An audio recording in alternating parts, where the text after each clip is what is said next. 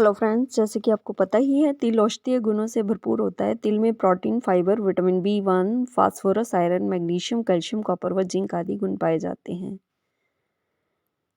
इसमें दो सबसे महत्वपूर्ण कंपाउंड भी पाए जाते हैं जो कैंसर कोशिकाओं को बढ़ने से रोक सकते हैं। तो इस तरह से हम तिल का बहुत ही अच्छा उपयोग कर सकते हैं। तो चलिए इसकी दो रेसिपीज शुरू करते हैं। सबसे पहले हम तिल को अच्छे से भून लेंगे स्लो से मीडियम आंच पर। इसको चलाते रहेंगे और इस तरह से भूनते रहेंगे और हम सारे तिल इस तरह से भून लेंगे।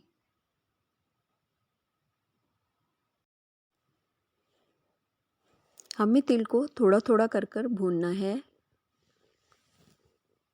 और धीरे धीरे हम इनको चलाते रहेंगे और स्लो से मीडियम आंच पर ही हमें भूनना है इनको।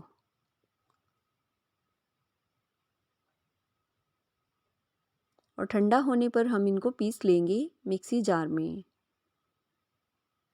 थोड़ा सा ही हमें इनको चलाना है।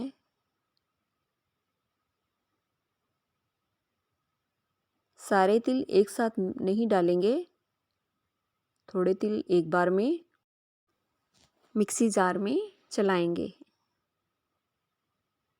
देखिए कितना अच्छे से हमने मिक्सी जार में इसको चलाया है और कितना अच्छा बनकर ये तैयार हो गए हैं।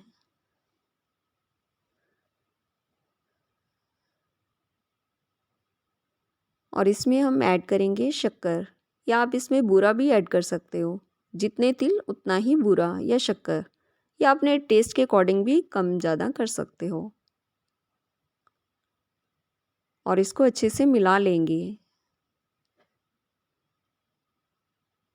ये दो चीज़ों से ही बनने वाली रेसिपी है। इसको हम काफ़ी लंबे समय तक प्रिजर्व कर सकते हैं और तिल के सारे बेनिफिट्स ले सकते हैं। सर्दियों में तो ये बहुत ही अच्छी रेसिपी है। बस आपके पास तिल होने चाहिए। चीनी या शक्कर तो घर में होती ही है, वो आप इसको डाल सकते हो इसमें। है ना कितनी आसान। तो नेक्स्ट रेसिपी के लिए इसी की तिल से रिलेटेड है। हम इसके लड्डू भी बना सकते हैं। मकर संक्रांति पर तो ये अक्सर बनते ही हैं और सर्दियों के लिए काफ़ी बेनिफिशियल भी होते हैं। थोड़ा सा इसमें आप मावा भी डाल सकते हैं या सिंपल भी बना सकते हो। जो हमने अभी पहली रेसिपी में तैयार किया है वही उसी से मैं कंटिन्यू कर रही हूँ। आप अलग से भी बना सकते हो उसी तरह से। लिक्विड गुड़ या शक्कर से आप सिरप बना सकते हो और उसमें ऐड कर सकते हो। ये ठंडा होने पर इसमें हम और तिल डाल देंगे जिससे और अच्छी रेसिपी बन जाएगी। ये लड्डू हमारे बहुत ही अच्छे बनेंगे। ठंडा होने पर हम इसको अपने हाथ पे ऑयल लगाकर लड्डू की जो भी हमें शेप चाहिए वो बना लेंगे। देखिए मैं कैसे बना रही हूँ। चाहे तो आप इसको गोल बना सकते हो या पेड़ा भी बना सकते हो, कुछ भी शेप दे सकते हो।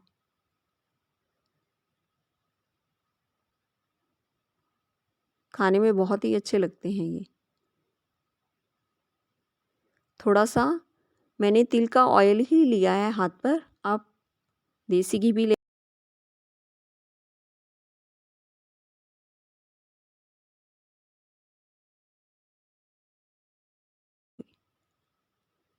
तो इस तरह से हम सारी शेप दे लेंगे।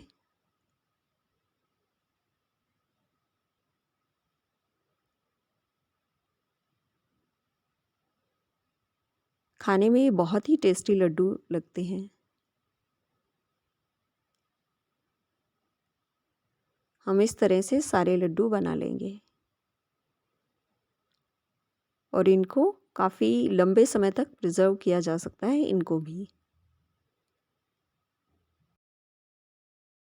और पूरी सर्दियों में इसको एंजॉय कर सकते हैं।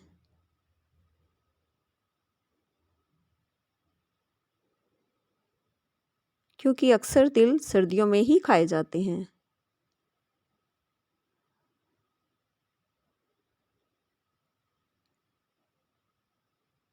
देखिए फ्रेंड्स हमारे कितने अच्छे लड्डू बन रहे हैं।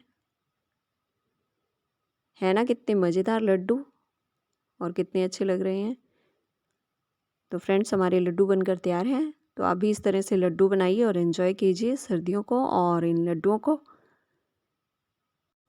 तो मिलते हैं नई वीडियो में नई रेसिपी के साथ। Thank you.